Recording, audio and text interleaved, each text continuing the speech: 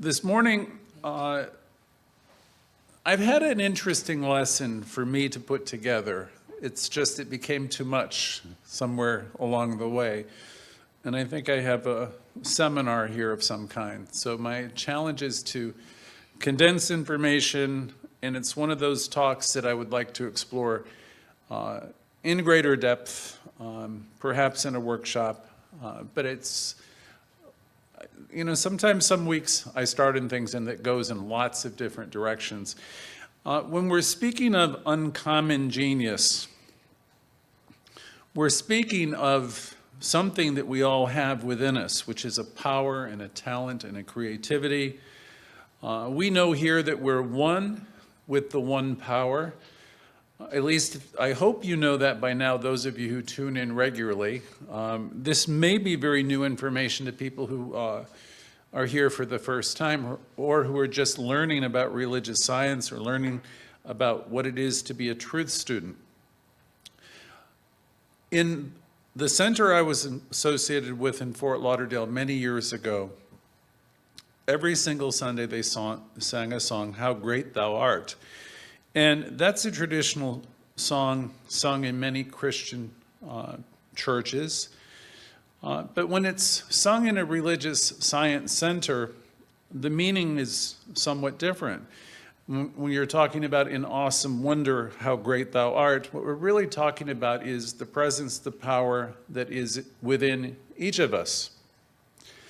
The lyrics express the awesomeness of creation that can be observed by anyone and everyone, and in all things great and small.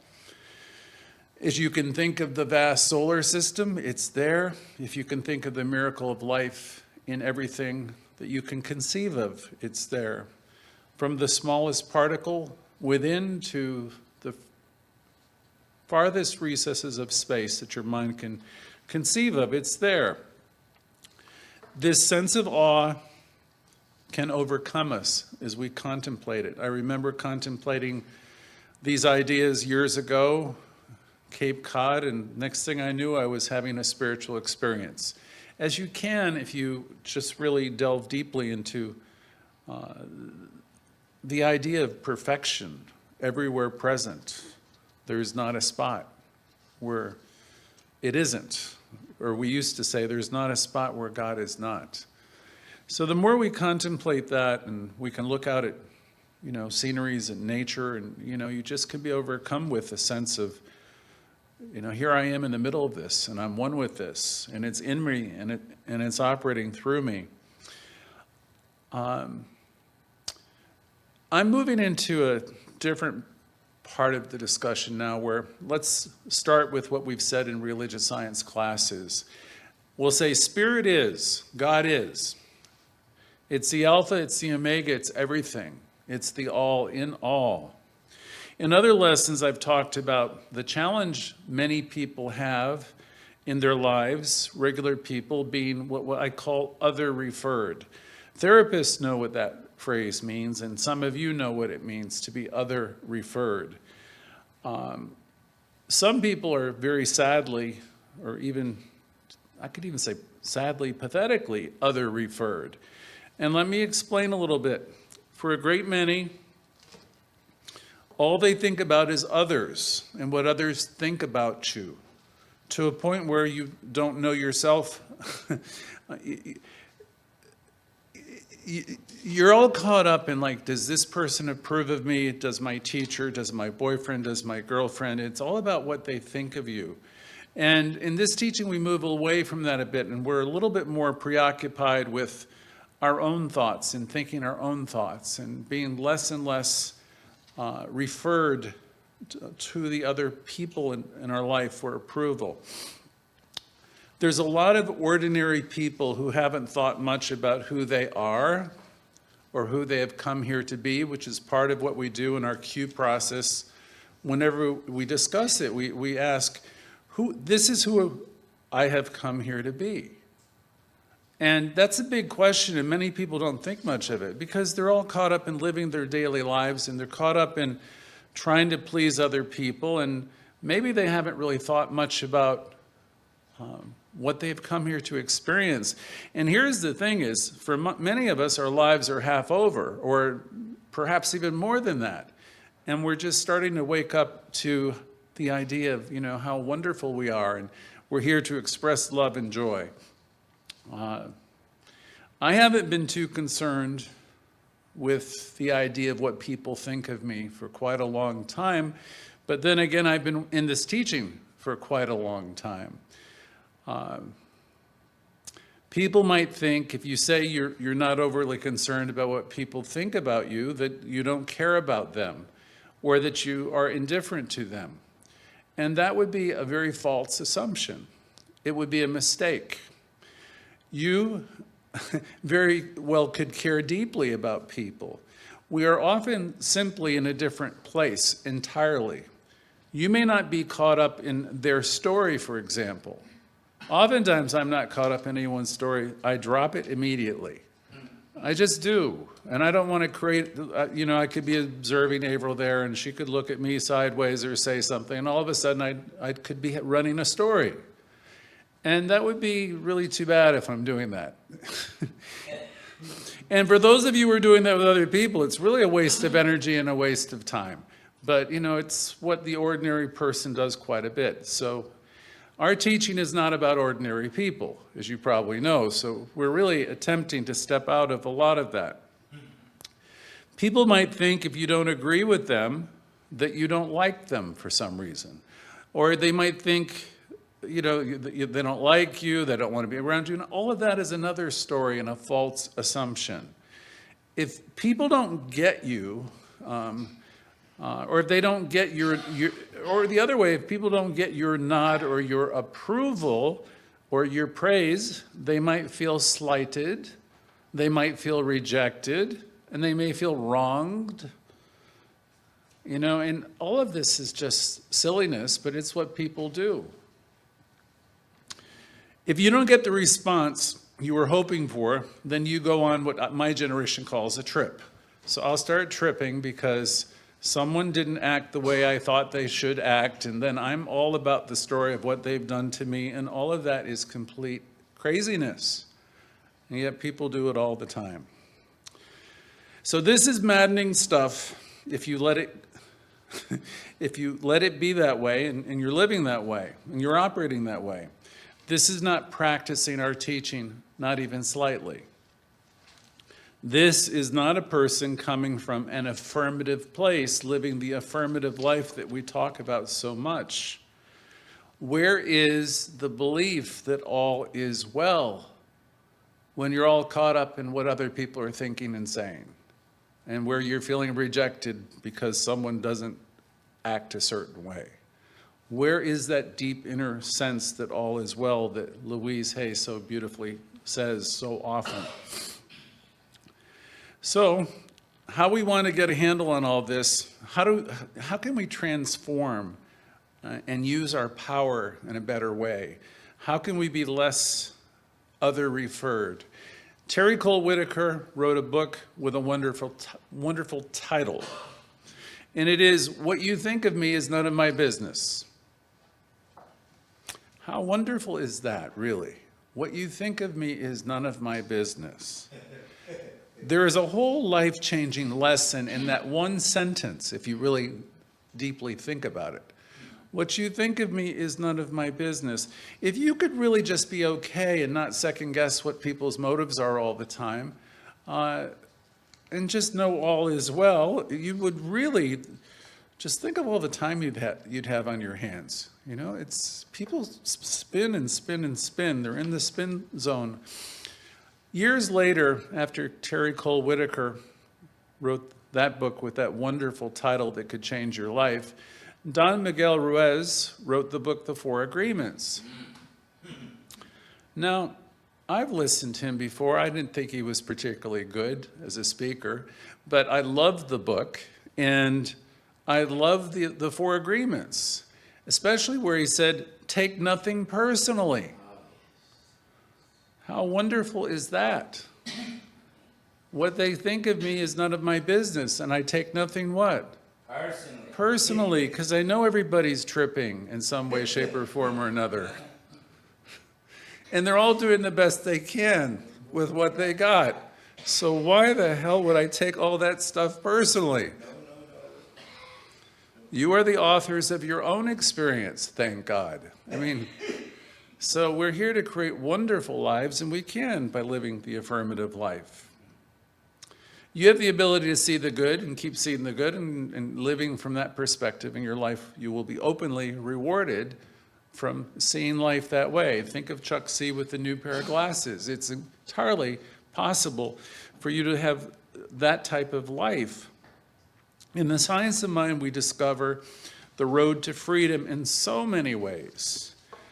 I hope you get hooked on science of mind, is what I was thinking last night, as I was trying to put all these different thoughts together.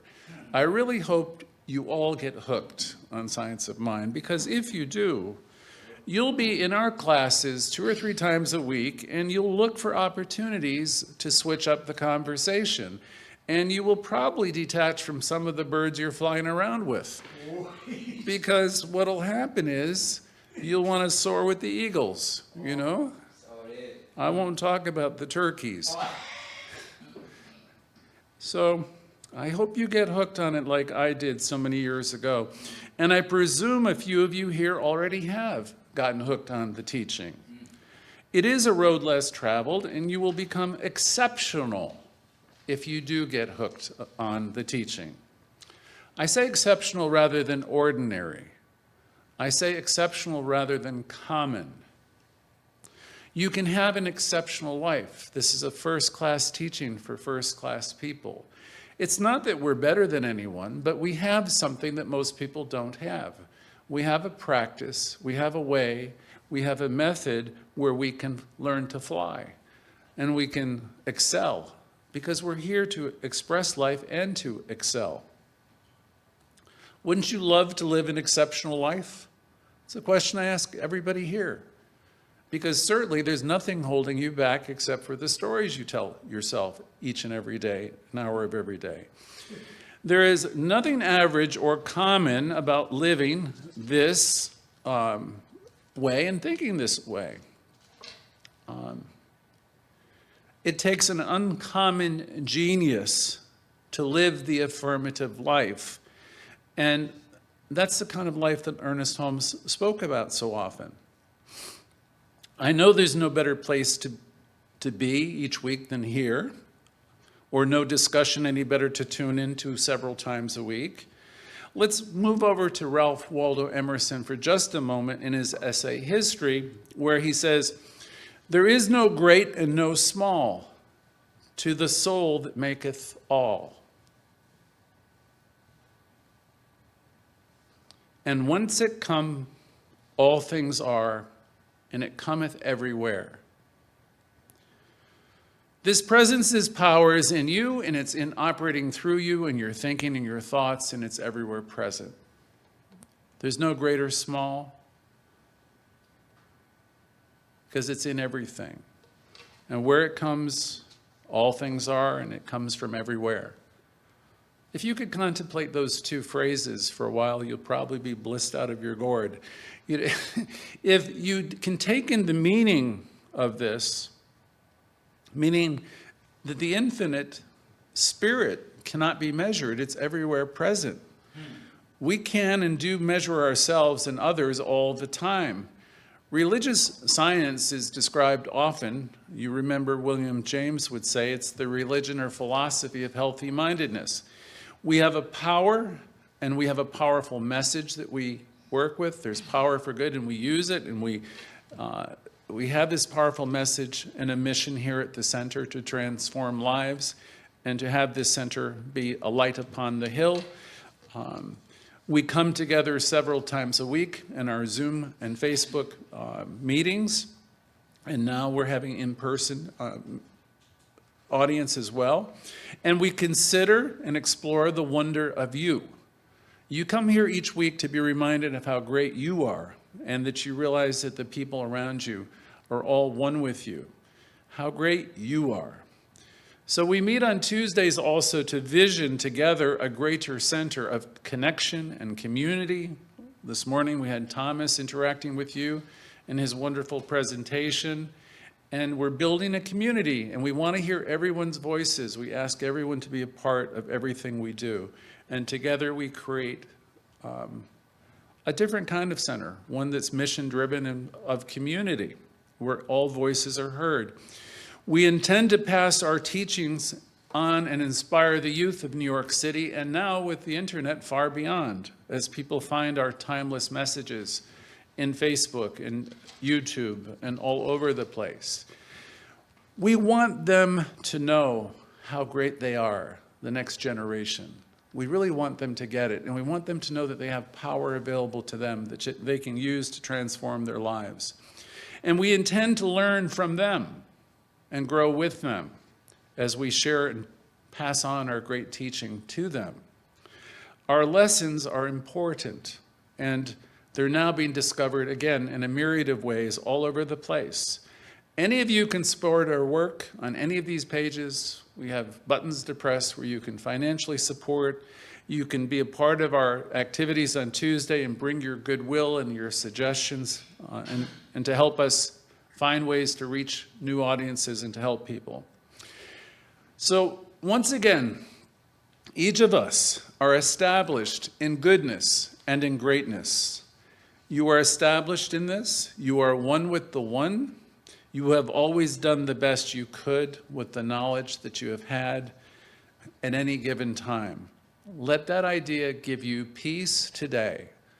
Let go of the idea that you have wasted your life in different ways or anything has been a waste of time. You've always done the best you could with what you had at the time.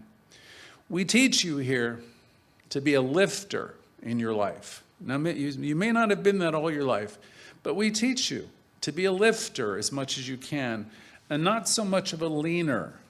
And we aim high. We aim high always. William Faulkner said, always dream and shoot higher, as high as you can. Higher than you know that you can go. Don't bother just to be better than your contemporaries or your predecessors. Try to be better than you. Try to be better than you have ever been yourself.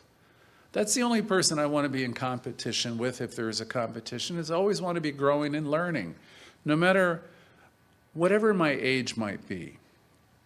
I recall a line from Oprah Winfrey a number of years ago when she was canceling her show and she was contemplating what she was going to do in retirement. And then she came out after some months and she decided, we can do more. We can, and you can, and really you must, to be living life. You must throw yourself into the ring and engage. I've recently seen some of my friends who've pulled out of life, and retracted. And what I observe is not pretty. You know, inertia is not a pretty thing. You know, it all starts winding down. It doesn't have to be that way. So we can do more. It will be different. And I know I can, and I know everyone here can as well. We can forgive ourselves for all the things that we haven't known, that we didn't know. We can begin now to see it all differently today. And as always, it begins with you. I'm striving to open you up to an increased desire to express your own greatness. And I don't want to hear I'm too old, or I will hear about the economy or the politics or the COVID, you know, a bunch of stuff. Okay? You are an inlet and outlet of God activity, and find the way to express some joy. Find it. Challenge yourself to find a way. Because I don't know all the answers, but I know that you have everything that you need, everyone in this room. Bill Tolliver, one of my teachers, was fond of talking about Albert Camus. And Camus was always talking about the masses. And Bill Tolliver used to say, the masses are always wrong. Okay? Wrong, wrong, wrong.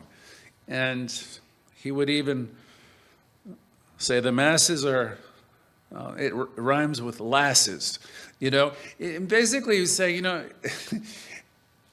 he would give examples like Renault had a commercial, used to be, 10,000 Frenchmen can't be wrong. And Bill used to say, yeah, they can, they often are, they are often very wrong. So we're not here to be into groupthink and what the masses and the common people are all about. Commonality is to be avoided, and it's the subject of many talks by many great writers. The one that comes to mind is Reverend William Edelin, who was one of my fond mentors of sorts. And he wrote The Measure of a Man and some of the things in it. He spoke of the ordinary person, man, being idolized, and it rubbed him always the wrong way because he didn't think anything was too rewarding about being ordinary. We're talking today about an uncommon genius, right? To aspire to be common is to aspire to fit in. To aspire to be common and to be acceptable by others is to be other referred, as I spoke of earlier already. Again, we are heading into the self-esteem arena when I'm trying to please everybody. I don't know what I like. I don't know what kind of costumes or clothes I like. I think I need to fit in. I must look this way, do this way, buy these clothes, have this kind of car, live in this neighborhood, whatever the Upper West Side or whatever part of New York you think is wonderful. It's a whole thing that we do with ourselves. Do you want to be ordinary? It's a question I ask. When you are meant to be exceptional. Being ordinary, Edelin thought, is to be somewhat mediocre. How does that sound? Not good. And usually the least informed, the least talented, and the most common in society. Is this what you have come here to do? When we talk about Emerson, to hitch your wagon to the stars, or we talk about using that genius that you were one with. So maybe some of us need to set our sails a little bit higher. Ours is a teaching that life lifts us out of the world of averages. Okay? Bill Tolver used to challenge us that you can have a first-class life if you have first-class thinking. Do you have just average expectations? Do you aspire just to have an ordinary life, ordinary jobs, and ordinary experiences as we know them? Edelin goes on to say, the common person, he said, common means somewhat crude or without distinction. Thought Averill might like that. For living a common life is one without distinction, perhaps second rate, inferior, cheap, unrefined, inelegant. Does that sound like religious scientists to you? Everybody here was meant to, shoot for the stars. Whether you really get there or not isn't even the point. The challenge is always with you to press on and stay the course and to just, see how interesting you can make it. How much joy and how much good that you can apprehend and see and appreciate. It's one thing to think of yourself as one with the one. It's another thing to think of yourself as an average person, right? What a paradox we are as people. Let's make the case for raising your expectations and aiming for the stars. If you have a need of a highly skilled surgery, would you want a very uncommon doctor? Not one who is average, inferior, and second rate? I mean, you'd want a good one, wouldn't you? Yes. Surely, from Staten Island is with us. Surely, if someone is in a dire trauma needing crisis intervention, would you refer them to someone newly licensed that you know nothing about? If you have need in your life to be defended in a courtroom, would you want a very brilliant, educated, sharp, alert, talented, and uncommon lawyer? I would think so. You are learning to deserve a first-class life here, whether you know it or not. Do you want your life in the hands of a cheap, second-rate, inferior lawyer? Was what Edelin asked in his brilliant writings. If you are in the armed services, you don't want to be in a company commanded by a common second-rate or inferior officer, do you? Too many people and too much has become common. Our community, our nation, and world are crying desperately for uncommon people who are excellent, talented, trained, competent, alert, distinguished. When we work on Good to Great on Tuesday nights, we're attempting to step up our game here at the center. We're attempting to become better. We're already good, but we want to go from good to great. We want to figure it out. We want to learn how to thrive, not merely survive. We know that many of the centers are not. We intend to be one of the ones that are thriving. Our teaching inspires us to step up. Step up. Ernest Hemingway, years ago, forecasted the next generation, he said, is apt to be the millennium of the untalented. He said, we are surrounded by actors who cannot act, authors who cannot write, teachers who cannot teach, singers who cannot sing, speakers who cannot speak, and painters who cannot paint. That was Hemingway. Charles Conrad was the commander of Apollo 12. He made a comment on the same subject. He said, if teachers fail to get through to you, you've had it. You're done. And he said, I had my mind paralyzed by dull teachers, my wits numbed by uninspired teaching. They were giving him F's on his grades, and it was over, except he had exceptional parents who dragged him up someplace to New York State to some private or parochial school. And he said, they grabbed me hard by the hand, those teachers. I don't know if it were the nuns or who it was, and they demanded excellence from me. They let me know that they were not playing around with the subject of education, that they were seriously involved in a thing called education. He went on to say he graduated at the head of his class eventually, and he was a person who was getting all F's until his parents took him out of that school. And those several years changed his entire life. He went on to be an accomplished student, writer. You can't be a commander of one of the Apollo missions if you're a dunce. So what we do too often is excuse commonness, mediocrity, regardless of where it's found, especially if it seems sincere. We have this crazy belief that if a person is sincere, it excuses everything. After all, they're doing their best, and that may be true, but terrible things can happen when people are sincerely doing their best. So where does the common person come from? We've had a history where we've worshiped so much the ordinary person, and it permeates a lot of our culture. But it doesn't permeate anything we teach here. I want you to hear me say that. We go for the idea of good to great here, and we go for excellence here, and we let you know that you are one with the one, and all of life is giving you green lights. If there's barriers in your life and there's things that are slowing you down, to a large extent they're self-imposed, and they're really things that can be changed. Eric Hoffer, another writer that I quote occasionally, said, those who lack talent expect things to happen without effort. It's a problem with many of the millennials. They ascribe failure to a lack of inspiration or ability, or misfortune rather to insufficient application. At the core of every true and great talent, there is an awareness of the difficulties inherent in any great achievement, and that by persistence, work, patience, something worthwhile and great will be realized. The next question he asked is, why do we fear excellence?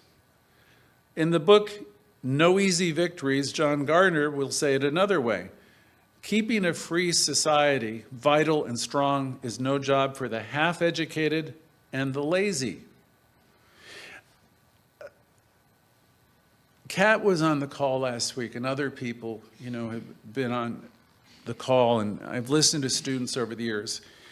Everybody really wants what this teaching offers, but the thing is, it does require a certain amount of effort. It requires mindfulness. It requires self-correction. It requires work. Louise Hay would say we're each 100% responsible for everything that happens to us in life. So we bring in everything. And if you look at the course of your life and where it has been going and where it is going, if you want to change the direction, please don't think wishing and hoping will make that happen. I challenged Joseph with that when I first met him. Hoping and wishing is wonderful, but it doesn't change anything, really. Okay, if you want things to change, things will change. They can change. But, we go back to Barker's book, The Power of Decision. You must decide, and then you must decide and know that what direction you want to go in, and all the universe will conspire to bring you in that direction. I remember walking through the house, I think it was in the late 70s, I can't remember. I was trying to recall when it was. And I remember on the television there was Jerry Springer, if you can remember that awful show. And it seemed to always have been on. And these terrible things that were on that show as I walked through the room, people were doing horrible things to one another. And I remember thinking, my God, this is a generation of people, this is what they're watching on TV. And Oprah at that time was even having stuff that was almost as bad. And I thought, I was in my teens then, who are these people on TV? Who lives this way?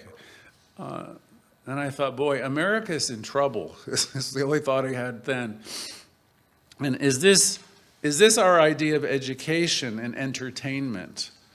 And thank God I saw it for what it was then. I was probably in my late teens. Thank God I got exposed to books like Think and Grow Rich by Napoleon Hill in my teens and Emerson by the time I was 19 or 20. Thank God, because, I needed to lift myself out of a whole different, you can stay in the consciousness of all that stuff, and your friends can be doing that, and we implore you here to do it differently. Bill Tolliver used to say to us, you live in a time and a place where you can commune with some of the greatest minds that have ever lived. So do yourself a favor and go on YouTube and listen to some great thoughts. Go to TED's Talks. Read some great books. The next quote is, the person who is excellent tones up society, and the person who is slovenly or lazy, be it a janitor or a judge, lowers the tone of society. One does not achieve excellence by just doing what comes naturally.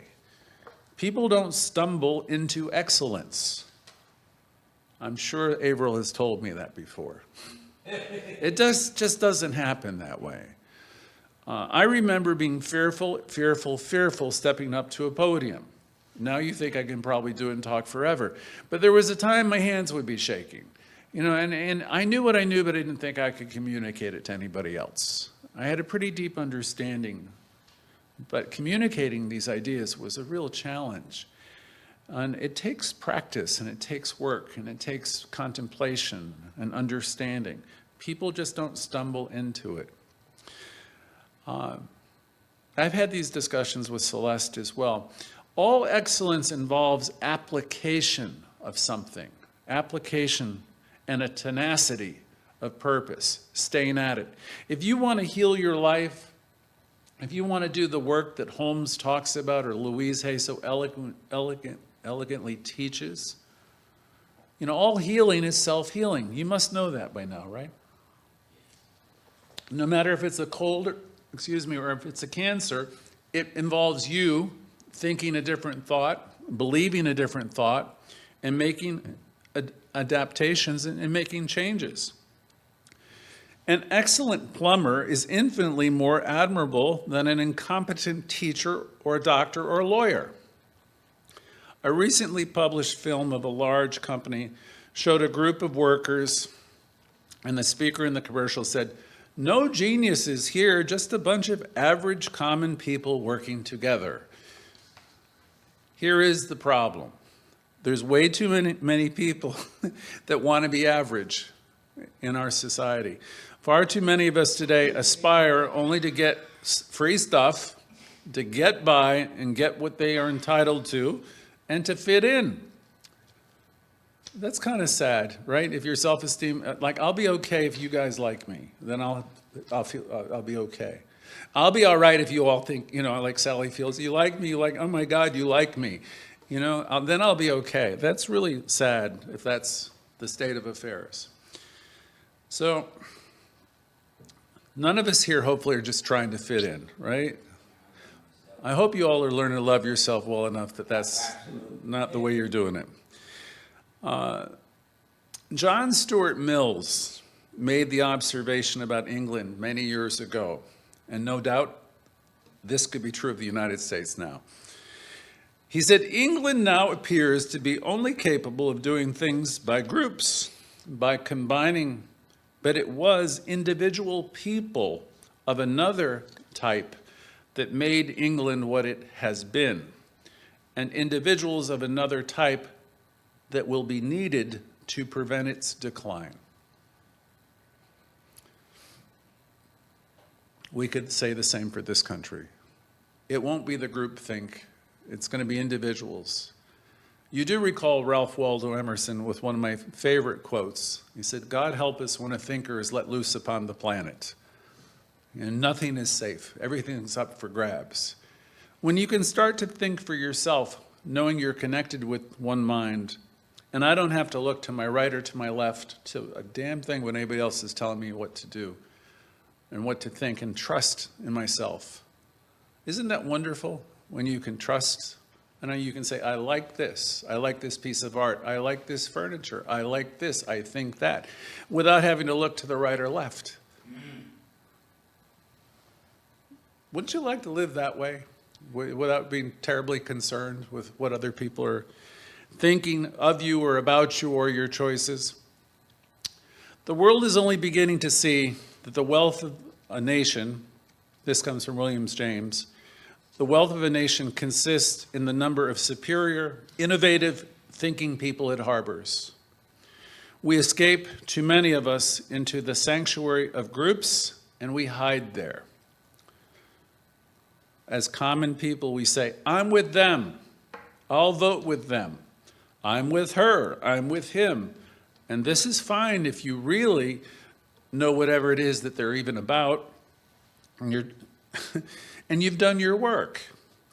And some are even more lost with, I belong with this group, and what they do is good enough for me, even if whatever they're doing is wrong. Others lately, I'm with the Green Deal, or I'm with the business people, or I'm with the peace group. Even if we've never really deeply thought about anything, we say stuff like that. I'm with them, the rural group, the farmers, the business people, the Legion, the conservatives, the women, the transgenders, it goes on and on and on and on. I'm with them because my family has always been with them. Right or wrong, honest or false, I'm with them, this group. Or we'll say, if it comes from an old religious tradition, whatever the Pope decrees or the rabbi says or thinks is good, that's good enough for me. I'm here to tell you, everybody, it's not good enough for me. Okay? I'm not with them or anybody. I'm learning to trust myself, and what the soul knows to be great, knows to be great. I don't want to be told how to vote or how to act or how to think by somebody else because they don't think I know what's best. So there's a lot of people out there who are very much other referred, who are living some kind of a life that's not awakened or anything like that. People can hide in these groups and live out their lives and live out old tapes over and over and over again. And I'm asking you today to wake up and step out of all of that stuff. Now, I got about another 20 pages of this, which I could keep on going, and I won't. But the message is clear enough by now that I'm asking you to really take a look, and say, this is, for most of us, later than we think. And we're really caught up in a lot of patterns of thought that play out endlessly. And we can stop it. You can be still And you can know that you are one with God, you can know you're one with the One, and you can realize I'm creating all of this, and you can know I'm here to have a fantastic life, and that nothing's stopping you. The universe really, truly is giving you green lights to create any kind of life you want. Are you here to live the exceptional life with uncommon genius? Or are you somehow just always trying to fit into what's been before? You know, the challenge is yours, and, you know, the greatness, you know, is there for you.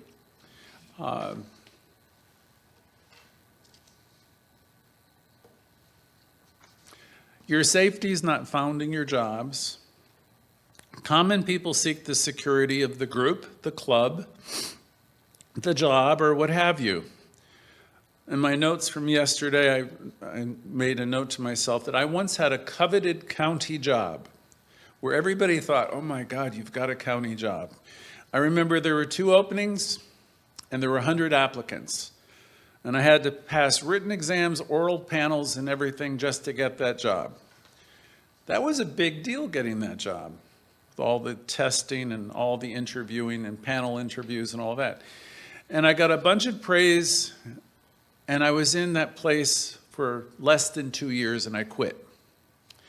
And people thought, well, how could he quit this county job? This is a government job. It's going to give everything in the world in the way of benefits. People just stay there forever. Leaving all those benefits, I left to help a woman start an AIDS organization that was going to minister to kids who had AIDS and mothers who had AIDS. And I found that to be more interesting and more of a challenge. I didn't know where the funding was going to come, and I didn't know if we were going to be successful. But I knew it sounded a heck of a lot more interesting than staying stuck in the county job. I always felt that I was supplied and supported, though. You know, it didn't make sense to a lot of my friends or my family. That was not a safe move. It could have been seen as reckless. I just knew the safety didn't matter that much to me, and what I was contemplating would be far more interesting and creative and less regimented and less controlling of me. I was already well into the Louise Hay work and Ernest Holmes study at that time. The group, you see, any group can save you for a while from the agony and pain of having to finally face up to knowing yourself and assuming responsibility for your own thoughts in life. God help us when an original thinker, again, is set loose. God help us when you wake up and realize, my God, I only have this much time on earth. I may as well be doing the things that, you know, can bring me joy, you know. If you're living to please, you know, a husband or a wife, whether they're present or past or whatever, you know, really, I invite you to wake up and start pleasing yourself. The average person surveys the group and polls the group to see what the group thinks and whatever else everyone else is doing, and that's kind of a pity if you're in that lot. And then you figure out what you think you ought to be doing. We wrongly measure our progress in life by comparing ourselves to others. In the New Testament, there's a passage by Paul which goes something like this. They compare themselves by one and another and measure themselves by one another without understanding. It's a really important idea. If you're measuring yourself by one another where other people are or where you think you ought to be and all that, you're doing this without understanding. You're doing it without understanding that you're here to express life in miraculous ways. You're here to have a first-class life, and you deserve the best.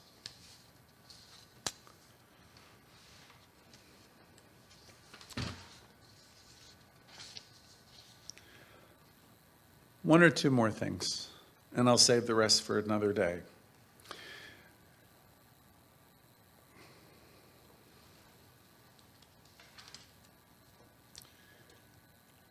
When we think of Jesus, and when we think of Socrates, and we think of Buddha, and we think of some of the great spiritual teachers, they lived immoderately.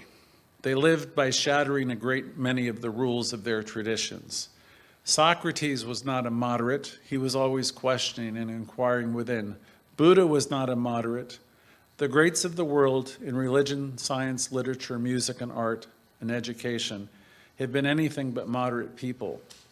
But they have found themselves immortal by their immoderate creativity, their contribution, and the way they lived. This creativity never stays within accepted limits or bounds. This is why it's creative. The definition of moderate is to be within accepted limits. We're teaching you here to be exceptional in every way. A person who looks back and too often sees a lot of moderate and mediocre quality in their life, you're probably not living the life that you could have lived. You don't want to be like Brando in the famous line from Waterfront, I could have been somebody, I could have been a contender. This is your life, and it's your life to live in an extraordinary way. So please, for your own sake, get involved in every single activity, get hooked on what we teach, let it open yourself up to the greatness that you are and the places you can go. And the rest will be to be continued, and so it is. Thank